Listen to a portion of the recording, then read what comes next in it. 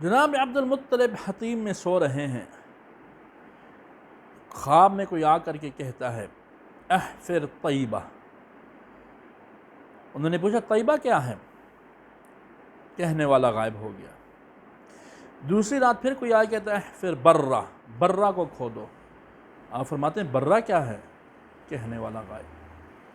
تیسری رات پھر جب سوتے ہیں آواز آتی ہے احفر مظنونہ، مظنونہ کو کھودیے۔ فرمایا مظنونہ کیا ہے؟ آواز دینے والا غائب ہو جاتا ہے۔ چوتھی رات آواز آتی ہے احفر زمزم، احفر زمزم، زمزم کھودو۔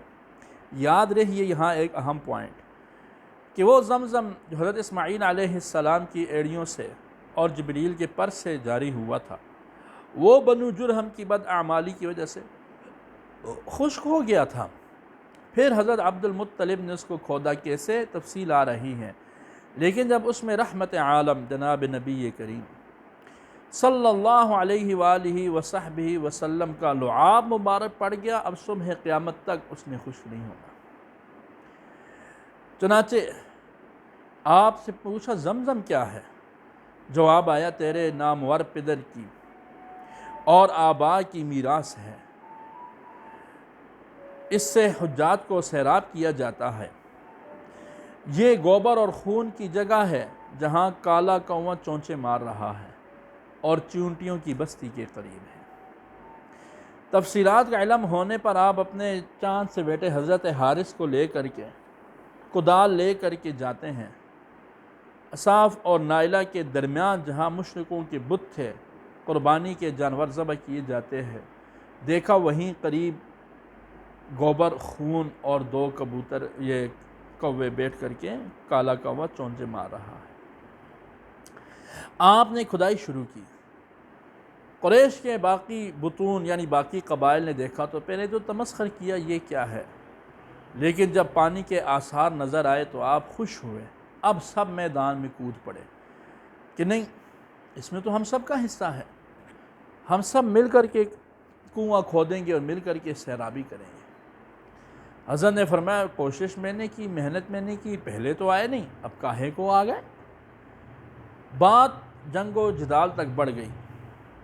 فیصلہ یہ ہوا کہ بنو سعد بن حزیم کی کاہنہ کو حکم مقرر کرتے ہیں اور اس سے جا کر کے فیصلہ کرواتے ہیں۔ چنانچہ یہ فیصلہ کر کے سب چل پڑے اور لغ دغ صحرا میں ان کا سارا معاملہ ختم ہو گیا، پانی بھی ختم ہو گیا اور سب کچھ ختم ہو گیا۔ حضرت مطلب نے دوسروں سے پانی طلب کیا تو انہوں نے مانگ دینے سے انکار کر دیا، لیکن جب آگے چلے تو ان کے پاس بھی پانی ختم ہو گیا۔ عربوں کا ایک دستور تھا کہ جب کبھی صحرا میں پانی ختم ہو جاتا تو وہ گڑھے کھود کر قبر نماز لیٹ جاتے کہ بس اب مرنا ہی تو مرنا ہے۔ جب سب رات کو یوں گڑھے کھود کر لیٹ گئے تو جناب عبد المطلب فرمانے لگے یوں ہاتھ پہ ہاتھ دھرے رہنے کا فائدہ نہیں، اٹھو چلتے ہیں کچھ ڈھونڈتے ہیں۔ چنانچہ جب اٹھے اور جب سب نے اپنا اونٹ اٹھایا، حضرت عبد المطلب نے اونٹ اٹھانے کی دیر تھی کہ ٹھنڈے اور میٹھے پانی کے چشمہ پھوٹ پڑا۔ سب نے سیراب ہو کر کے پیا۔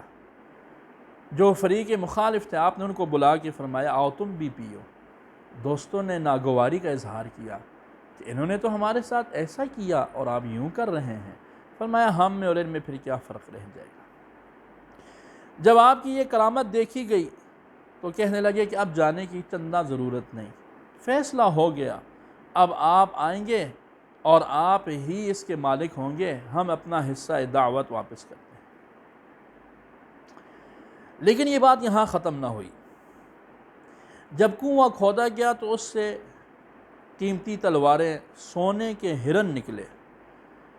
اب کچھ لوگوں نے پھر مطالبہ شروع کر دیا۔ اب صورت یہ تجویز ہوئی کہ قرعہ ڈالا جائے گا۔ حضرت عبد المطلب کے 2 تیر، تلوار اور زروں اور کعبہ کے حصوں کے تیروں پر ہرن نکلے۔ آپ نے سونے کے ہرنوں کو گلا کر یعنی سونا پگھلا کر کے اس کے پترے بنوائے اور کعبہ شریف کے دروازے پر لگا دیے۔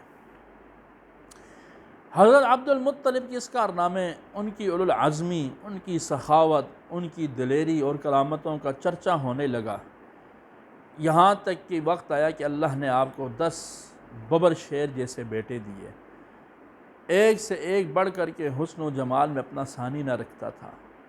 اور آپ کے ساتھ جب سب بیٹھتے تو ایک اعرابی گزرا اور کہنے لگا، جب اللہ کوئی مملکت بنانا پسند کرتے ہیں تو اس کے لیے اس قسم کے جوان مرد پیدا فرما دیتے ہیں۔ آپ کی زندگی کا مشہور واقعہ ابرہہ کی لشکر کشی بھی ہے، جو زبان زد عام و خاص ہے، جس میں اللہ نے آپ کو بہت بڑی فتح دی تھی اور آپ کا رعب ابرہہ پر پوری طرح چھا گیا تھا۔ اس کے بعد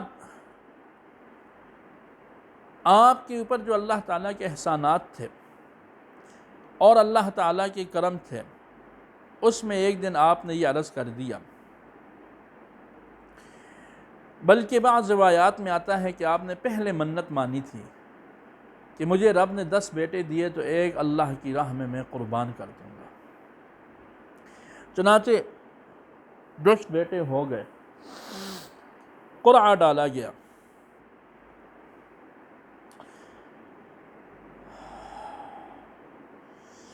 تو حضرت عبداللہ کا نام آیا۔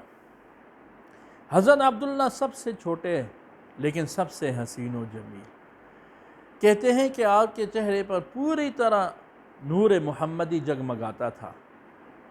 عرب کی کئی شہزادیاں اور عورتیں آپ پر فدا تھیں، بلکہ یہاں تک بھی آتا ہے کہ کچھ عورتوں نے آپ کو دعوت دی نکاح کی، لیکن جب آپ کا حضرت آمنہ سے عقد ہو گیا تو پھر ایک دفعہ ازراہ تفنن آپ نے ان سے پوچھا کہ اب ارادہ ہے، تو انہوں نے کہا نہیں، ہمارا مقصد وہ روشنی اور نور حاصل کرنا تھا جو آپ کی پیشانی پر جگمگایا کرتا تھا، اب وہ منتقل ہو چکا ہے۔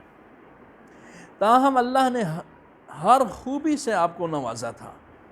ظاہر ہے فخر موجودات، نبی الانس والجنات، آن دو عالم، شان دو عالم، رحمت دو عالم، جناب محمد الرسول اللہ صلی اللہ علیہ وآلہ وصحبہ وسلم کی آپ جد امجد والد محترم تھے، تو اللہ تعالیٰ نے آپ پر وہ ساری ظاہری نعمتیں بھی اتاریں جو آپ کے والد کے شایان نشان تھے۔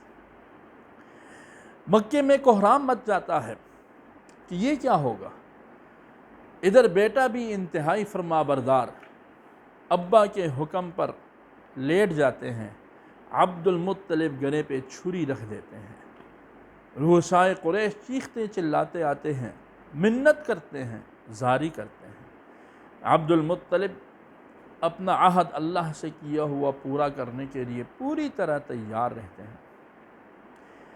آخر وہ قریش کے سردار کہنے لگے کہ اپنا نہیں، ہمارا ہی خیال کر لیں، اگر یہ وفائے عہد کا سلسلہ شروع ہو گیا تو کون کون اپنے بیٹے کو ذبح کرتا پھرے گا، کیا کیا جائے؟ وہاں فیصلہ ہوا کہ یثرب پہنچ کر کے ایک مشہور عرافہ تھی جو کاہنہ ہے، اس سے فیصلہ کرواتے ہیں۔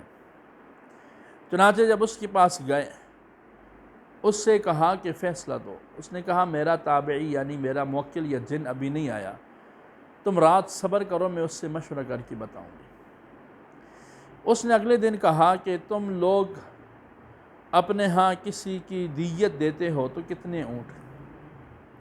انہوں نے کہا کہ ہم 10 اونٹوں کی دیت دیتے ہیں۔ اس نے کہا ایسا کرو کہ دیت دینا اور ایک طرف 10 اونٹ رکھنا، ایک طرف عبداللہ اور قرآن نکالتے رہنا، جب تک اونٹوں کا نام آتا رہے اتنے اونٹ بڑھاتے رہنا، 10 عبداللہ کے نام جب آنا بند ہو جائے تو پھر بس رک جانا۔ چنانچہ جب بھی قرعہ ڈالا جاتا، نکالا جاتا تو آپ کا نام آتا، یہاں تک کہ 100 اونٹ ہو گئے، پھر اونٹوں کا نام آیا، لیکن حضرت عبد المطلب نے یہ عمل 3 دفعہ کروایا۔ پھر تینوں دفعہ جب آپ کا نام نہیں آیا، پھر فیصلہ کیا گیا کہ اب حضرت عبد المطلب حضرت عبداللہ کو ایفا عہد کے لیے ان کو نہیں کریں گے ذبح، بلکہ اونٹوں کو ذبح کیا جائے گا۔ چنانچہ آپ نے 100 اونٹوں کی قربانی دی اور خوب خوب کھلایا، یہاں تک کہ حکم ہو گیا چرند پرند وحشی جانوروں تک کو نہ روکا جائے، سب کو خوب خوب سیراب کیا جائے۔ اس کے بعد حضرت عبداللہ جب جوان ہو گئے، بڑے ہو گئے اور بھرپور جوانی شباب کا وقت ہے، حسن و جمال اپنے عروج پر ہے، شادی کی فکر دامن گیر ہوتی ہے، بڑے بڑے لوگ حاضر ہیں کہ کہاں عبد المطلب اپنے نور نظر کے لیے رشتہ لینے آتے ہیں، آپ یثرب جاتے ہیں، جناب وہب سے ان کی بیٹی کا رشتہ مانگتے ہیں۔ حضرت وہب رشتہ دیتے ہوئے ایک عجیب واقعہ بیان کرتے ہیں، جس کو قاضی عبد الدائم نے اپنی سیرت کی کتاب سید الورا میں نقل فرمایا ہے۔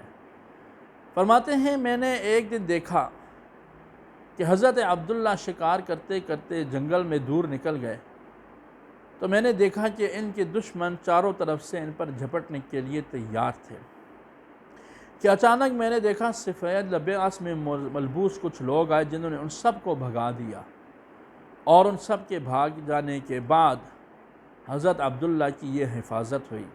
میں سمجھ گیا کہ یہ کوئی معمولی انسان نہیں ہے۔ چنانچہ یہاں تک تھا آپ صلی اللہ علیہ وسلم کا سلسلہ مبارک۔